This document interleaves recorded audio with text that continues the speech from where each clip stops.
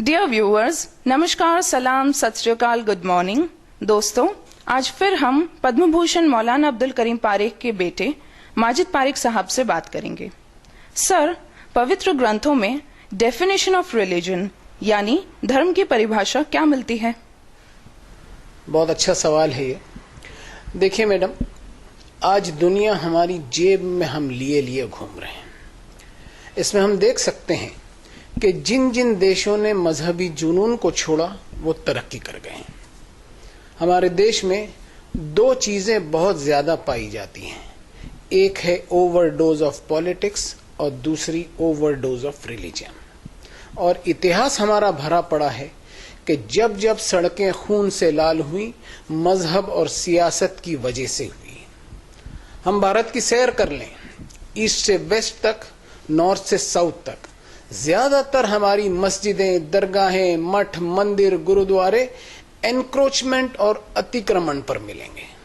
इस पर हम सोचें कि हम पब्लिक प्रॉपर्टी का धर्म के नाम पर अतिक्रमण करें सिर्फ इसलिए कि हमें ईश्वर की इबादत, प्रार्थना और वर्शिपिंग करनी है, तो मैं समझता हूं कि हम एक तरफ पब्लिक प्रॉपर्टी का अतिक्रमण कर रहे हैं और दूसरी तरफ भगवान की इबादत, पूजा, वर्शिपिंग की उसे रिश्वत पहुंचा रहे हैं। हम सोचें कि क्या वो इससे खुश हो जाएगा? हम देख रहे हैं कि मुसलमान बनाने की कोशिश की जाती है, हिंदू बनाने की कोशिश की जाती है, ईसाई बनाने की कोशिश की जाती है, कहीं इंसान बनाने की कोशिश नहीं की जाती। अब धर्म की परिभाषा पवित्र ग्रंथों में मिलती है, वो मैं आपको बताऊं। अराइतल्लज़ी युकज़्ज़िबु बिद्दीन, क्या उस आदमी पर गौर किया है जो असल धर्म को रिजेक्ट करता है? फज़ालिकल्लज़ी यदउल यतीम, ये वही हो सकता है जो किसी यतीम, अनाथ, बेसहारा और वंचित की भलाई की जिम्मेदारी से अपने आप को दूर रखता है। और वला यहुद्दु अला तामिल मिस्कीन, इसके दिल में कभी कोई तड़प नहीं उठती कि किसी भूखे को कम से कम खाना ही खिला दे। इसके खुद के डाइनिंग टेबल पर एक से बढ़कर एक चीजें होती हैं, लेकिन इसे कभी किसी भूखे की भूख का एहसास नहीं होता। अब गौर से सुनिए क्या कहा गया। फ़वैलुल लिल मुसल्लीन अल्लज़ीना हुम अन सलातिहिम साहून अल्लज़ीना हुम युराऊन व यमनऊनल माऊन। सो बर्बादी है ऐसे नमाज पढ़ने वालों की, ऐसे इबादत करने वालों की, ऐसे पूजा अर्चना, उपासना और वर्शिपिंग करने वालों की जो इबादतें तो बहुत करते हैं, लेकिन उनकी इबादतों में केवल दिखावा होता है। उनकी इबादतों ने उनका कैरेक्टर और किरदार ऐसा नहीं बनाया कि वो इंसानों के छोटे मोटे काम भी आ सकें। बस सड़कों पर दिखावे और शोर शराबे से भरपूर होती हैं उनकी इबादतें, और इंसानी हमदर्दी से कोसों दूर रहती हैं। देखिए मैडम, संसार के मालिक ने हर इंसान को अनगिनत वरदान और बेशुमार नेमतें दी हैं।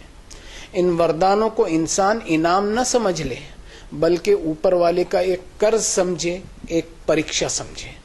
और इस कर्ज को उतारने के लिए उस मालिक ने अपने ग्रंथों में बताया कि क़ूलू लिन्नास हुस्नन व अक़ीमुस्सलाह, यानी इंसानों से अच्छा बर्ताव कर, फिर मेरी इबादत कर।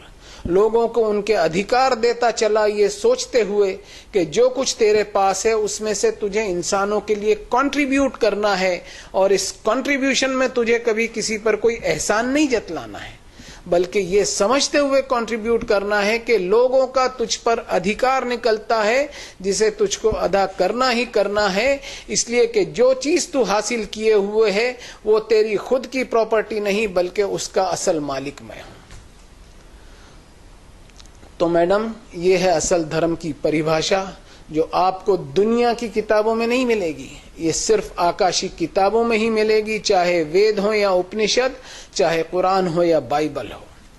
प्रोपेगेंडा ऑफ रिलीजियोसिटी, यानी अपने आप को धार्मिक बताने की एक होड़ लगी हुई है कि किसी स्टाइल या कलर के कपड़े पहन ले, या कोई रूप धारण कर ले, या कोई हुलिया बना ले। ये सब धर्म के नाम पर आडंबर के सिवा कुछ नहीं है, इनसे कोई फायदा हासिल नहीं होगा।